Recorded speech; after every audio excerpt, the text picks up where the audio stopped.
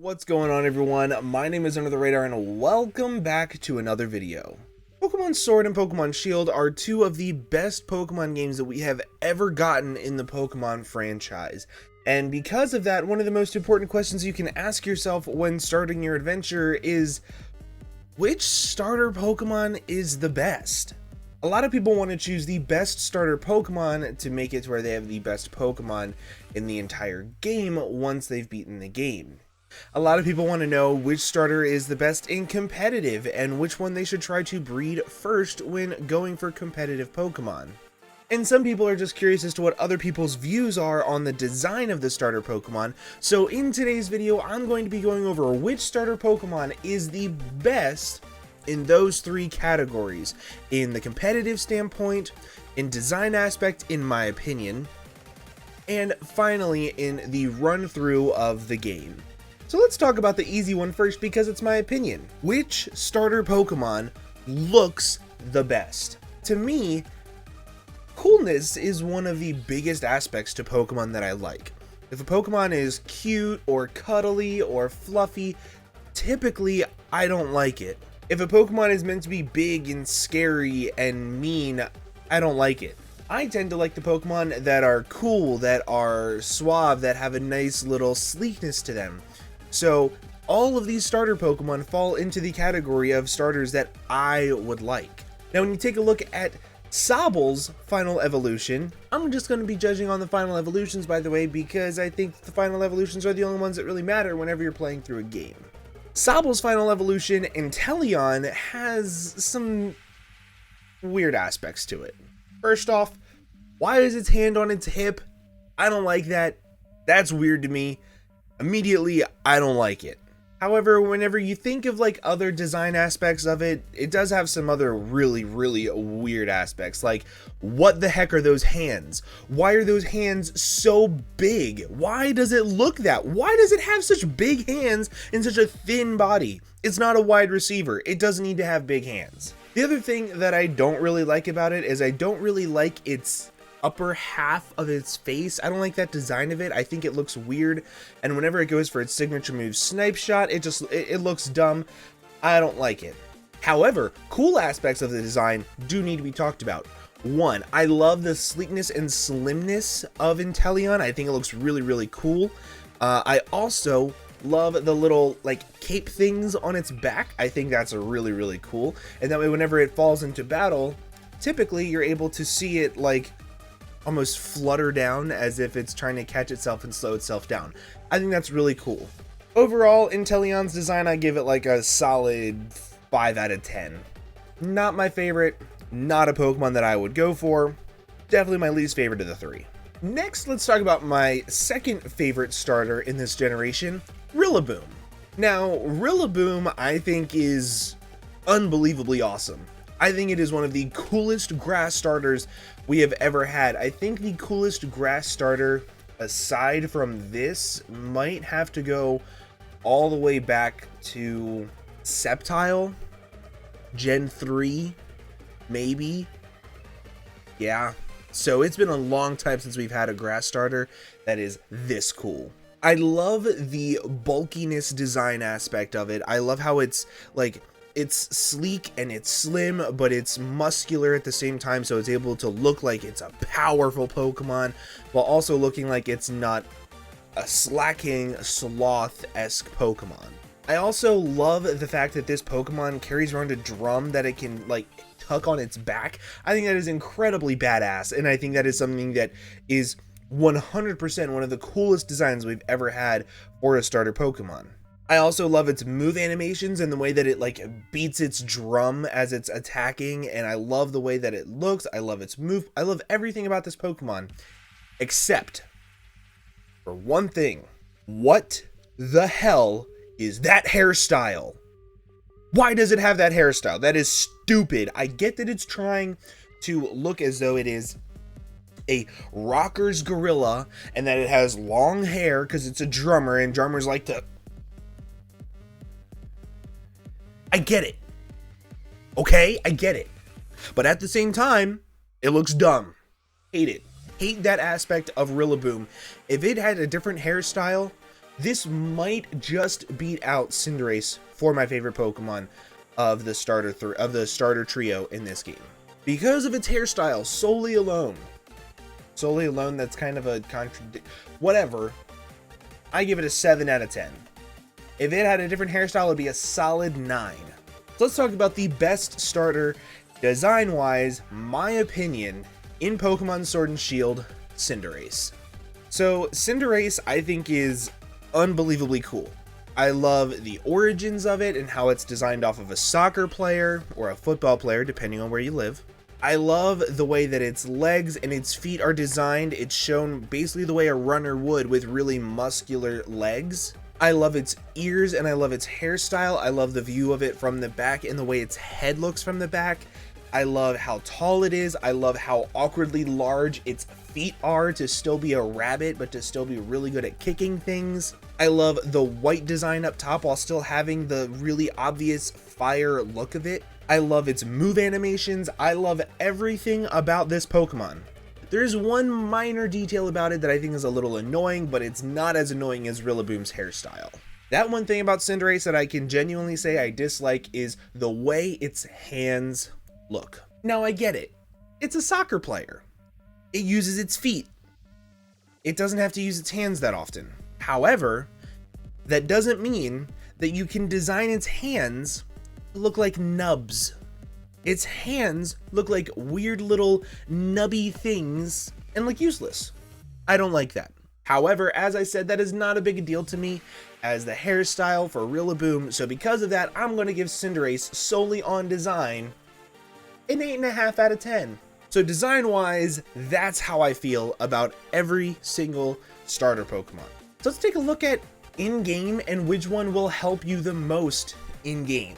Now, every single one of these Pokemon have its drawbacks, have its positives, have everything about it that are good and bad.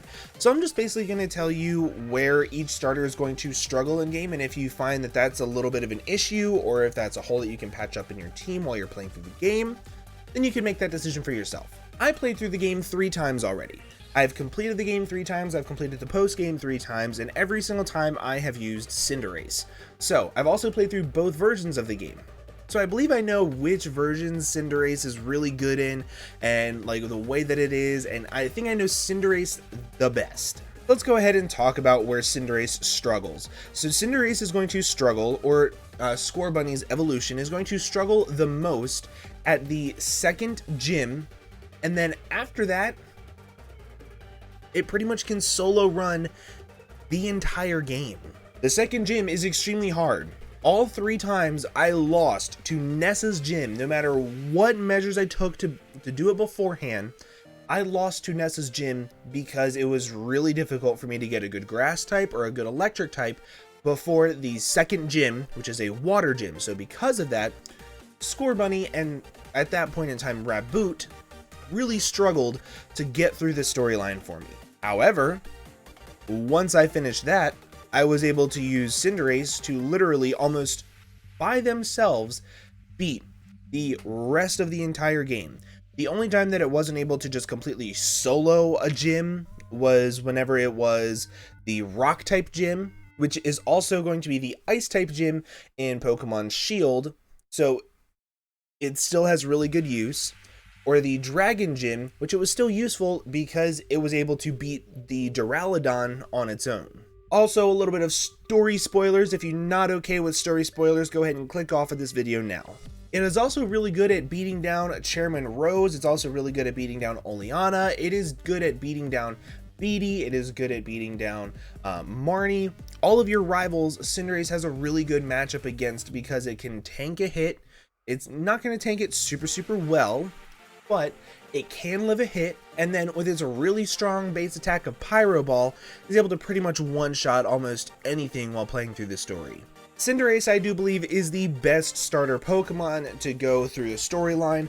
However, I think Rillaboom is another very close second.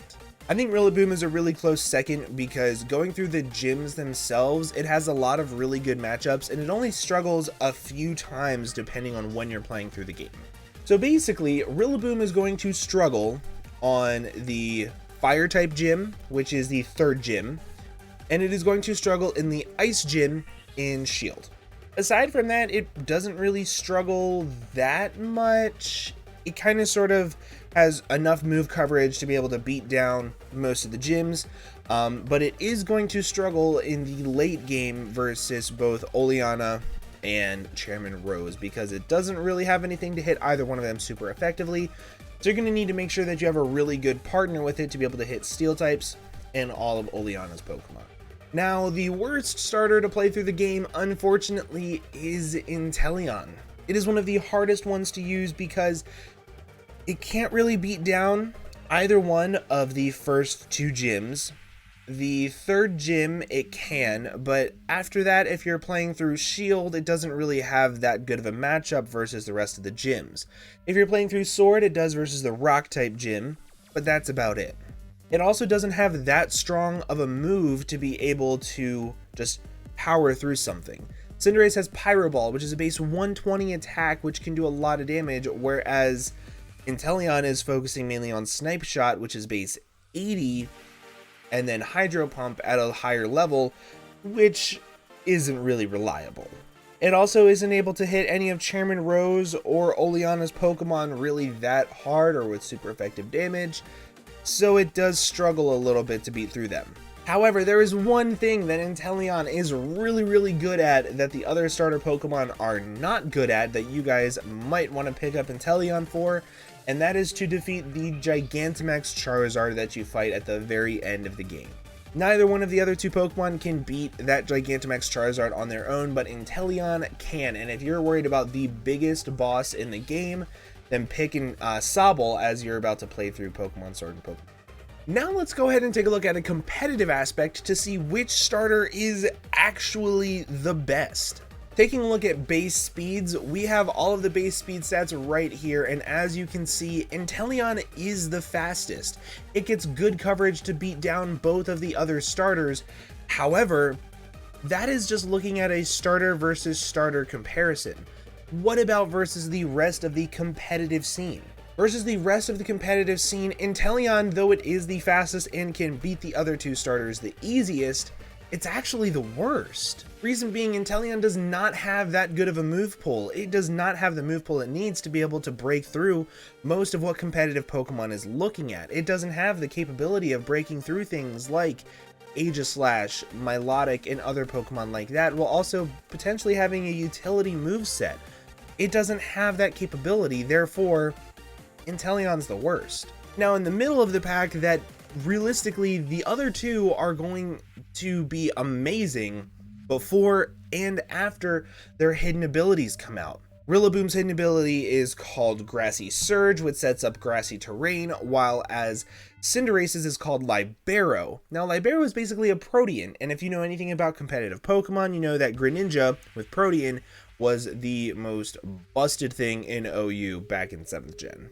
Once Rillaboom gets its hidden ability, it is going to have a phenomenal utility role of being able to set up Grassy Surge for things like Grassy Seed Hawlucha for unburdened Pokemon, to be able to weaken Earthquakes for things that are really weak to Earthquake.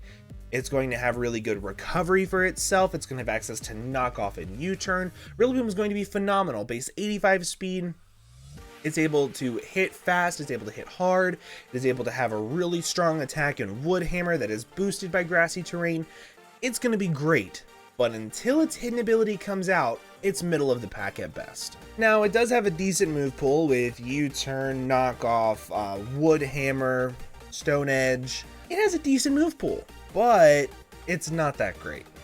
Unfortunately, it just doesn't have that many great roles that it can fill. It's just a really good bulky attacker, and that's kind of the role that it's forced into right now with the way competitive is looking.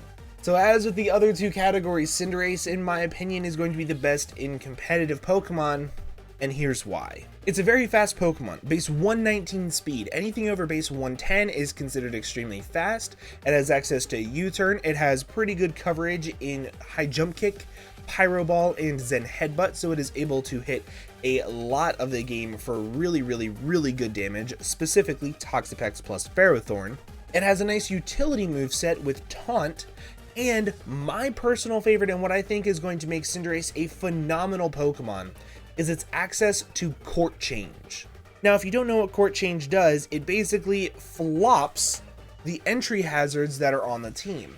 If you did not watch my video, I made a video. You can go ahead and watch right here to see what it does for yourself. But being able to allow your opponent to set up every bit of hazards that they want and then put them on their side is a phenomenal game changer in any competitive format.